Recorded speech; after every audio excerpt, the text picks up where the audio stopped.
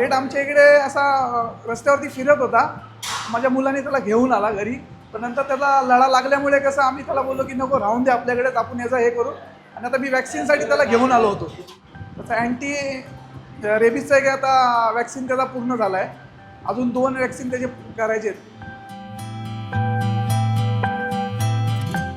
तर इथे एकदम चीपमध्ये म्हणजे कमी पैशामध्ये चांगली इलाज केला जातो. इथले डॉक्टर चांगले आहेत, त्यांचं क्वालिफिकेशन चांगलं आहे आणि जे त्या सांगतात ना की कुत्र्याला व्यवस्थित खाना काय दिला पाहिजे, त्याचा काय कसा हे केला पाहिजे, पालन पोषण हे समजून सांगतात. त्यामुळे आम्ही इकडे येतो. आणि मी गेले IDS आणि तिने 2-3 वर्ष झालं एक जुळलं आहे.